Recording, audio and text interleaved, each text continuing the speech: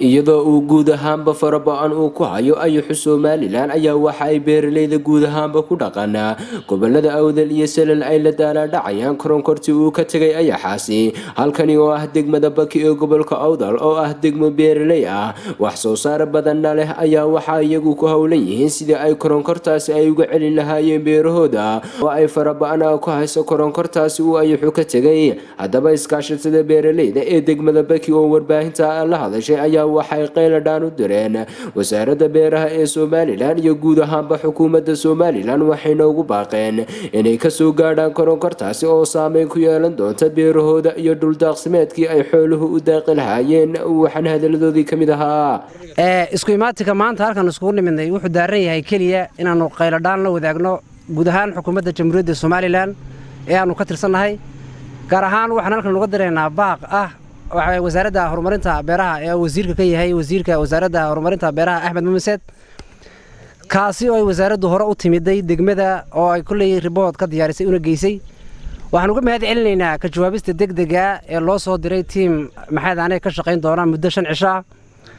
maanta oo ay tahay Arbaca waxaan nagu soo beegnaa teamka oo hogaaminayso waxa weeyaan isku duwaha beeraha ee gobolka Nimco laakiin waxa la yiri 5 cisho joogi doonaan degmada waxay ku horeynayaan degmada Xego oo ay maanta yimaadeen 5 cisho kadibna waxay iman doonaan degmada Baki aad iyo aad baan uga mahad celinaynaa xukuumadda guud ahaan iyo wasiirka wasaaradda horumarinta beeraha kulley waxa weeyaan dadku way warxumeeyaan oo waxaan jirin baa mar walba la sheegaa annagu waxaan isugu nimidnay ma aha waxa weeyaan canaan ama cid aan ku duulimaadnahay ma jirto waxa saameeyay degmada ayax dhammaan waxa weeyaan guud ahaan koronkortii oo Somaliland ka jira wuxuu hadda aad ugu habsaday degmada oo ku cusub yahay dhammaanba beerihiina beero badan looga guuray annagu waxaan u nimidnay kaliya ta inaanu baaq u jeedino wasiirka wasaaradda horumarinta beeraha iyo guud ahaan xukuumadda Somaliland oo madaxweynaha ka yahay madaxweyne Muuse Biixi Cabdi oo ah deetiyaan anagu maanta dawlad ahaan iyada aanu ahayn shacabka ay matali ay maxaadaanay ay dawladda u ahayd aanan filayno inay u dhagan ugu shaayay dhammaanba baaqyada uga imanaya shacabka jamhuuriyadda Somaliland ee kullay odayaashii duqeydaha iyaga ayaa ka hadli doona anigu laakiin waxaan jecelahay maanta inaan baaq halkan uga dirno wasaaradda horumarinta beeraha hay'adda FAO oo iyadu ku shaqo leh dhammaanba duufaan maxaadaanay masiibooyinka dabiiciga ah waxaan ilaahay baa keenay ilaahayna lagama cawdo oo waa loo cawdaa ma cabanayno laakiin waxaan leenahay dadaal intii bini'aadantinimo ay lahaayeen bini'aadanku lahaa aynu maxaadaanay badbaadin ummadan barakacaysa ee wixii kaliya tay beertanay eeganayeen meesha oo maanta ka baxay guud ahaan hay'adda World Vision FAO iyo dhammaanba hay'adaha ku lug leh maxaadaanay mashaariicda ama ayaxa wax ka qabanaya la dagaalankiisa rool ku leh taasi ayaan doonaynaa maanta inaan baaq halkan uga jeedino hay'adda World Vision waxay ka fulisaa mashaariic degmada gaar ahaan deegaanka ayuu wuxuu liddi ku yahay mar walba deegaankii dad ahaan iyo beer ahaanba uu kiciyay World Vision oo kulay shaqada ugu badan degmada ka qabatana aad iyo aad baan kulay uga codsanaynaa inay si degdeg dadkan ay maxaadana u soo gaaraan wixii ay qaban karayaan hala noo soo gurmado hala naga qabto waxaas waa masiibo muwaadina halkaasay ku dhalatay oo ka shaqaynaysaa naga batagayso waxaan doonaynaa gurmad laxaadle oo wax qabada in la noo qabto haddii la soo diri waayo bulshada ayaa iska qabanaysa ee gargaarkii iyo dabajoogsigii hal loo soo daro bulshada kun qof oo yoom kaliya ku kacay oo hamooda qaatay iyo majarfadooda ayaa tirtiraya magaran ama dhadhaweynaya tirtiraya calafka xoolaha iyo ka dadkaba labadaba uu israacinaya baashani waxay joogtaa 230 kiiloomitir oo isku weera ayay joogtaa dhinacan marka waxaan doonayaa jamhuuriyadda Somaliland madaxda qaranka dadka beeraha caawiya wasiirka beeraha dhammaanba inay laga soo gaaraan hawshan wixii taalkooda anagu cid ku calaanan mayno oo calaanan mayno dawladda ama wasiir calaanan mayno laakiin waxaan ugu baaqaynaa inay si dhaqsaa loo soo gaaraan oo noo keenaan suntii ayaxa anagu baashan ma buufin karno haddaan buufiya nidhaano annaga lafayga u sumoobayna sunta libaaxa ku buufnaa la yidhaa agrinayda ama 19 baashan la yidhaa taasina waxba kama tarayso annagiiba wada sumownay qaar baa naga jiifa waxa soo dhali gaamka gacmaha la gashada ma hayno baasha afka lagu xidho ma hayno wax la waxaan ilaa ma jiro dadku markay ku kamaamanay beeraha u gashay iyaga sumoobay intaas oo qof baa imka beeshina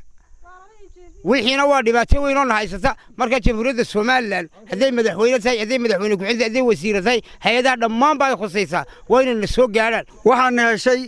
masiibo dabeeciya tiyo markii horeba muduufaankii na dhaawacay oonan wax naga gurmado na kabay aanu haynin iyay tanina sii dhaawactirtay wax alla wixii dalag iyo geeduun haato amba geedgaaba haato waxay reebaysaa daaq iyo dalag waxba ma reebayso waa masiibo dabadda ilaahay baa keenay waxaan se dawladda leenahay dawladda madaxweyne ku-xigeenka gaar ahaan wasiirka beeraha laanta beeraha waxaan ku codsanaynaa gurmad degdeg ilaahay baa gurmad leh gurmad degdega ayaan doonaynaa tii hore ee ahayd masiibadii dhacday ee barafkii bahashii maxay sagal dad baana weli sidii ka weli aan ceel ka ogiyo wax aan laga qaban tani satii way ka sii cajab badan tahayba waayo wax alla waxaan beeray taa waad ka samraysayba arrada markuu daadku ha qaad waad ka samraysay wixii oo ku muuqda oo xawayaanka cunayo tamarna aad u haynin waxaan dawladda ka codsanaynaa gaar ahaan wasaaradda hay'adaha caalamiga waxaan leeyahay gurmad degdeg ilaahay baa gurmad degdega iyaan ka doonaa waxa weeyaan daad baa ku dhaafadee duufaan baana lagu sheegaa roobku ku daay uu ku dhaafayaa kaasi duufaana ku dhaafayn weeyaan ayaxu isagoo oon duulayn oo gurguuranaya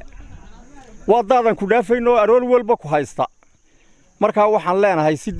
degdega annagoonan u hayn suntiisii iminka waxaa jirta haamo dhabarka lagu sito maxaa lagu buufinayaa coqoon uma lihin suntii lagu buufinayay ma hayno coqoon looma le waxa loo baahan yahay ciddii u tababarayd iyo sunteedii in si degdega la noola soo gaadho waxa weeye dhibaatada naga gaadhay waxa ka daran dhibaatada uu noo geystay dhibaatada naga gaadhay ee sumeed ee dadkii ay nin kasta markii uu beertiisa soo galo dalagii ay soo dhex galo aw la dhex raacaya sun wuxuu hayay ee xayawaanka kale uu kaga buufinaya ama dulinka kale ee beerta haysta waxa weeyaan waa in dadkii aqoonta lahaa iyo suntii ku habboonayd ee isaga wax ka qabanaysay la noo soo diro weeyaan qayladhaanta iyadu maanta markaa si degdega la noogala soo gaadho cid ay khusayso dhammaan halkan waxaan ka soo jeedinayaa qayladhaantaasoo u jeedinayo dawladda somaliland iyo wasaaradda beeraha taasi oon leeyahay koronkorta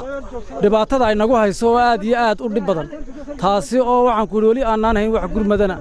taa waxaan qayladhaan ka dir taasoo dhib aad iyo aad u taasoo dalag iyo daaq aan midnaba reebayn taasoo geed weyn iyo geed yar aan midnaba reebayn taasoo culays aad u fara badan nagu haysa waxa halkaasi aan ka soo jeedinay qayladhaanta halkaan ka soo jeedinayna waxaan u jeedinaynaa madaxda dalka iyo wasiirka beeraha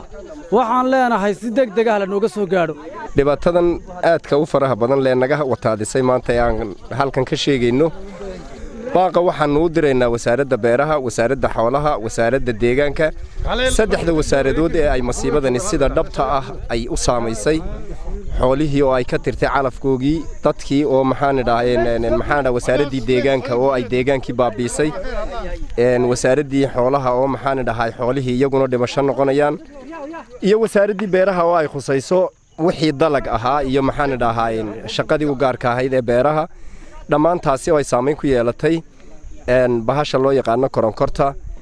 waa wax dhulka soconaya oo laysla yaqaano dhibaatada ay geysatay iyo masiibadeeda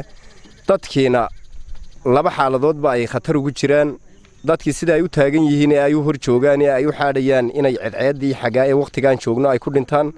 iyo inay saamayso xaaladda kale ee kimikal ee maxaan dhahan aqoonta dhabta aan loo lahayn ee iminka beeraha ay isticmaalaan labada xaaladoodba way ku saamaynaysaa maxaan dhahaa yaa u dheer weliba wuxuugii way cunto dadkii oo wuxuugii dhintay sun ahaan u dhintay cadceedda iyo bacadkiina ku dhintay waxaan leenahay dawladda somalilan waxaan maanta uga fadhinaa ilaahay haddii uu qadaro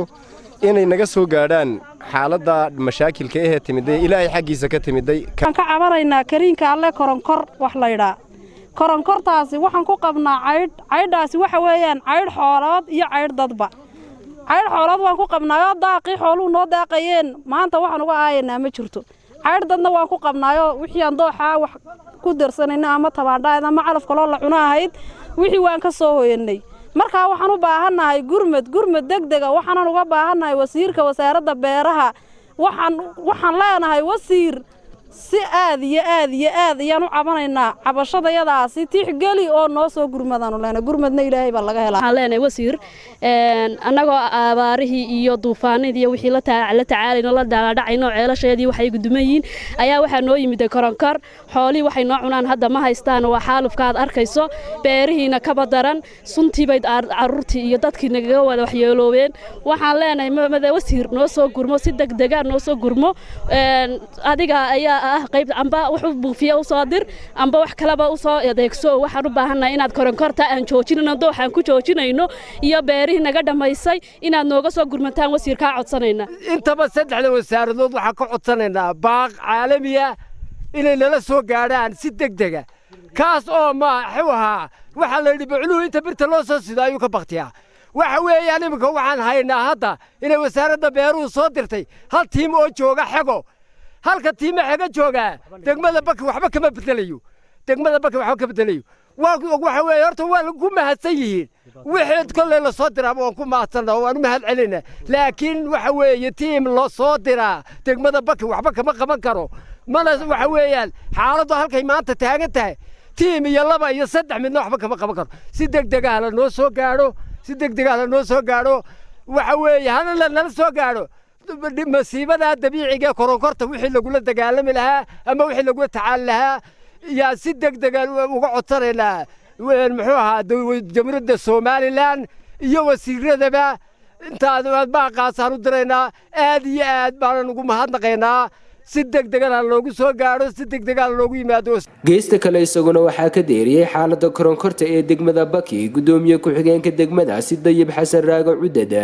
waxaana ugu baaqay xukuumadda somaliland in ay si degdega ula soo gaadho gargaar beeralayda degmada baki ee koronkortani ayuxu ka tegay ay ku absatay waxaana hadaladiisii ka mid ahaa waxaan saaka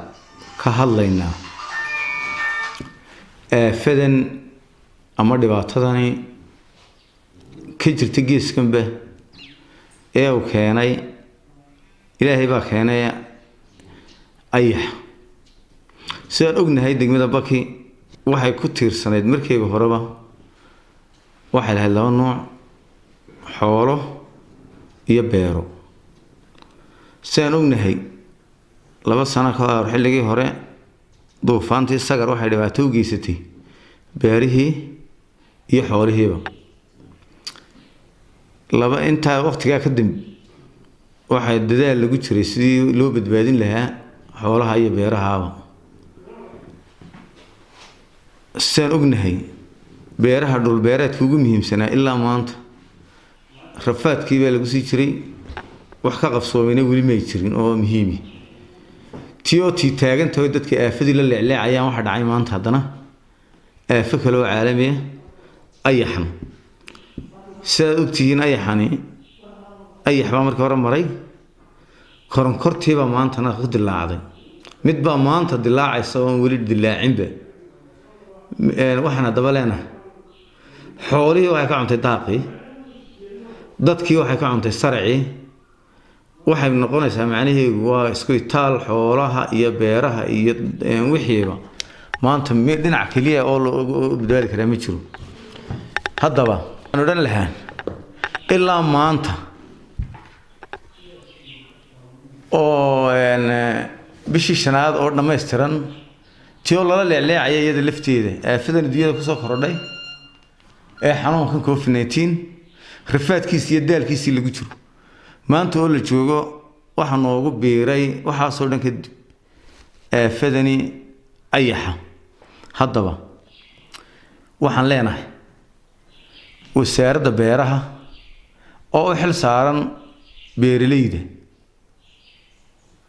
wasaaradda beeruhu waxay u xil saaran tahay dhibaatada beeralayda iyo faa'iidada beeralayda waxaan odhan lahaa wasaaradda beeraha iyo hay-adaha dhammaantood ay khusayso dhibaatadani tii neerad ee ka hortagga masiibooyinka iyo dhibaatooyinka oo sida runta ah neerad oo shaqo fiican nala qabatay xilligii muxuu ahaa duufaantii dhibaato badan nagala qabatay